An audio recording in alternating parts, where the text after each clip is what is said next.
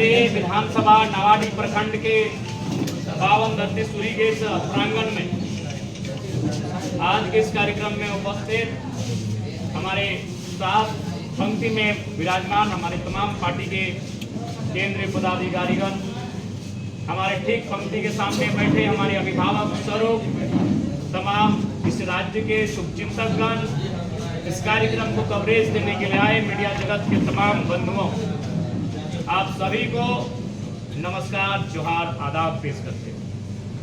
आज हम लोग चुनावी मूड में आ चुके हैं। आज अस्वस्थ भी थे, पानी भी चढ़ा, लेकिन उसके बावजूद चूंकि ये कार्यक्रम तय था, हमने कहा नहीं, उस कार्यक्रम में जाएंगे, अपने अभिभावकों से मिलेंगे, उनसे बातचीत करेंगे। 2 वर्ष पहले जब इस आंदोलन की शुरुआत हुई थी तो हमें अंदाजा नहीं था कि 2 वर्षों में राज्य की जनता एक 29 साल के युवा के कंधों पर इतनी बड़ी और इतनी मजबूत जिम्मेदारी देने को तैयार है। और कोई आशा भी नहीं कर सकता, क्योंकि झारखंड के 24 सालों के इतिहास में ऐसा अवसर कभी नहीं आया था कि 2 वर्षों के संघर्ष से कोई आज यहाँ तक पहुंचा है कि आज हम लोग 76 सीटों पे चुनाव लड़ने जा रहे हैं।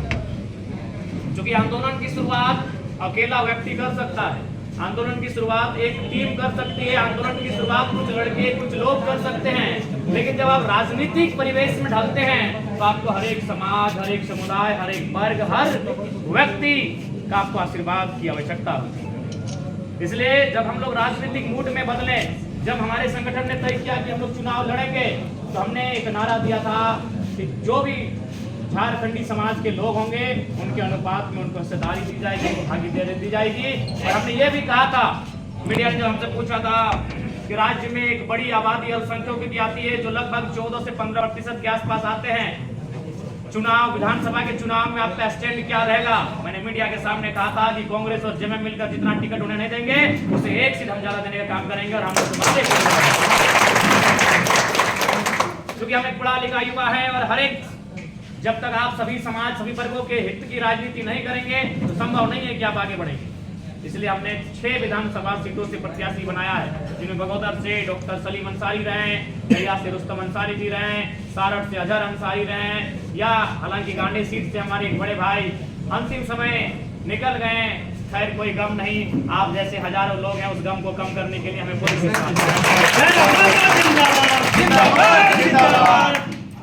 तो इसलिए आज मैं आप सभी को आश्वस्त करना चाहूंगा कि आप जेल का परिवार में आपका स्वागत है, और साथ ही साथ आप इस बात को लेकर भी आश्वस्त रहे कि मान सम्मान की कहीं कोई कमी नहीं रहेगी। हमारा परिवार सबके हितार्थ के लिए सोचता है आज। और साथ ही साथ हम एक इस राज्य के चिंतन मंथन करने वाले नागरिक हैं, निवासी हैं।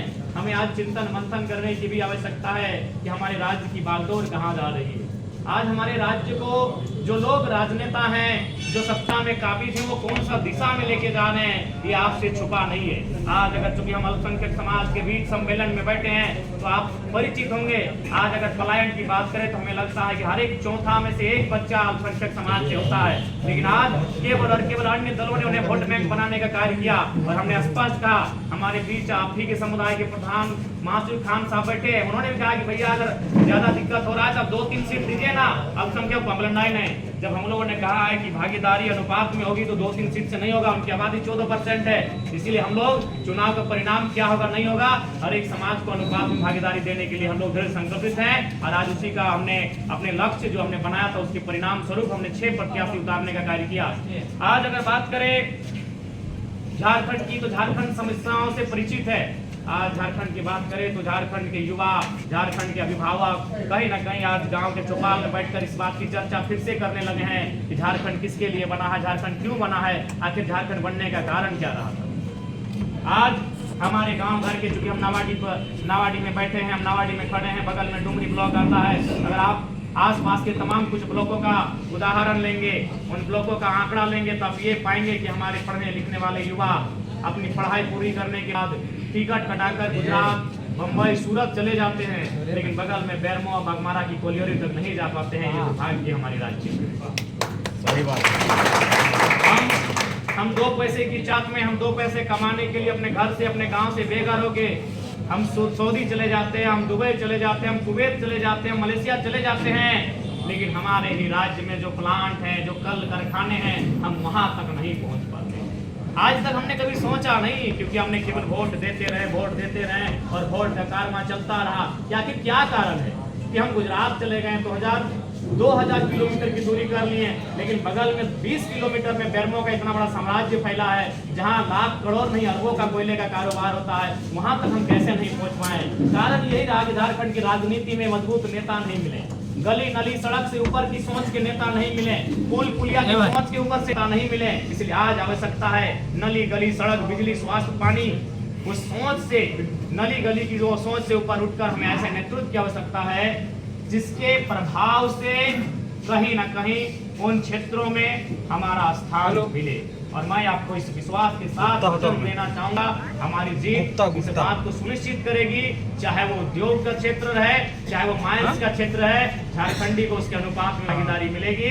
मेरे आने से इस बात की पुष्टि हो जाएगी।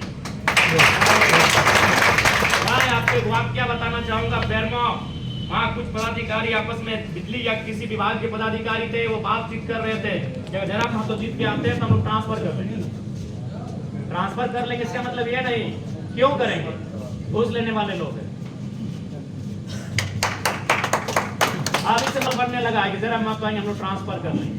तो इसलिए इस बात को आप जानिए, जयराम महतो विधायक सांसद बनने नहीं आया है। जयराम महतो झारखंड को हिम्मत बनने आया है, जो 24 सालों से पैरों तले रोन दी गई। अगर नहीं रोन दी गई है तो फिर क्या कारण है? हमारे पास 40% खनिज संपदा, क्या कारण है? हमारे पास क्या नहीं है? BCCL हमारे पास, CCL हमारे पास, ECL हमारे पास, हिंडाल्को हमारे पास, HEC हमारे पास, टाटा टिस्को उषा मार्टिन जैसे अनगिनत उद्योग हमारे पास, लेकिन हमारी भागीदारी वहाँ क्यों नहीं हो पाती है? क्या हमारे राजनेता इतने मजबूत, इतने सदृढ़ नहीं है, इतने ताकतवर नहीं है कि हमारी भागीदारी को वहाँ सुनिश्चित कर सके? वही तो कारण होगा। उसी कारण का निवारण लेके जयराम महतो राजनीति में आए हैं। अगर वो कारण नहीं होता तो 29 साल के युवाओं को इतनी जल्दी इतनी रफ्तार के साथ इस मंच पे आगे स्थान नहीं मिलता। इस बात से आप भी परिचित हैं। इसीलिए मेरा आगमन ही इस राजनीति में क्रांति के लिए आया है, एक बदलाव के लिए आया है, परिवर्तन के लिए आया है। और मैं आपको विश्वास दिलाता हूँ कि कोई भी वर्ग हमारी JLK पार्टी में ठगे नहीं जाएंगे।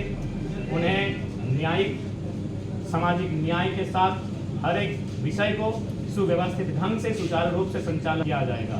इसलिए आप सभी से आग्रह है, आप सभी से प्रार्थना है, इस बार 2024 के चुनाव में JLK पार्टी को मजबूत करें। केवल JLK पार्टी मजबूत नहीं होगी, हमारे मजबूत होने से झारखंड का आवाम मजबूत होगा, झारखंड का एक आम आवाम मजबूत होगा। इस बात की पूर्ण गारंटी है।